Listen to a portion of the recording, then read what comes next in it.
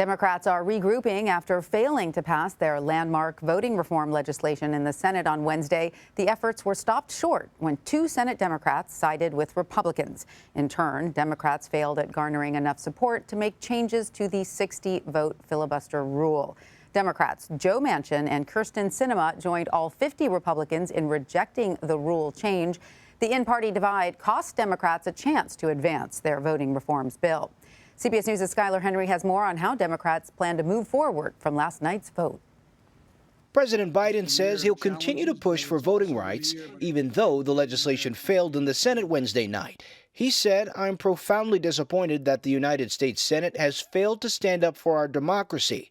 I'm disappointed, but I'm not deterred." The yeas are 52, the nays are 48. The bill failed after Democratic Senators Kyrsten Sinema and Joe Manchin refused to sign off on changes to the filibuster rule, which requires 60 votes for legislation to proceed. The United States Senate has never in 233 years been able to end debate on legislation with a simple majority vote. Frustration over their actions has prompted some progressives to call for Democrats to target the senators in primary elections, but Senate leadership shot down that suggestion. I think that's very short-sighted, and I don't want to engage in that conversation. I'm disappointed in the positions they took, but it was entirely within their right to do it. In a 50-50 Senate, we value every member. Democrats now have to regroup and figure out another way to protect the voting rights of all Americans who are eligible to vote. Our goal was to remove obstacles of participation. Instead of what the Republicans are doing is to put up obstacles of participation. So the fight for voting rights continues. We will not relent. The fight goes on. But Republicans remain steadfastly opposed to federal changes to election laws. This is not a problem. Turnout is up, biggest turnout since 1900. It's simply they're being sold a bill of goods. Democrats may now try to break up the voting rights legislation into separate bills and pass it piece by piece.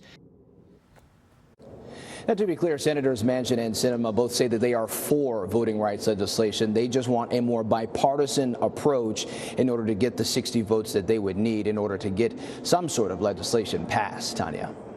Skyler, Senate Democrats knew they lacked enough support to pass either piece of legislation last night. So why did the party move forward with the vote? Was it simply a matter of getting their vote on record?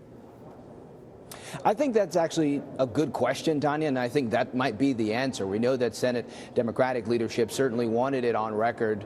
They're positioning it as saying that they wanted to make sure the world knew, America knew, essentially, where senators stood as it pertained to voting rights. Now, as I said before, that Senators Manchin and Sinema said that they want some sort of legislation along with their Democratic colleagues, but they just weren't for changing the filibuster in order to do so. We know that over the past few weeks, if not months or so, that everyone from the president, from Majority Leader Schumer and House Speaker Nancy Pelosi even all have said that they were for possibly changing the filibuster in order to get this measure through. A lot of voting rights advocates actually questioned the timing of it all, particularly it being around the Martin Luther King Jr. holiday this past Monday, so much so that they expressed their frustration given the timing and knowing that this bill would, quote unquote, likely to fail. And so I think that it was more so of a getting it on the record sort of thing.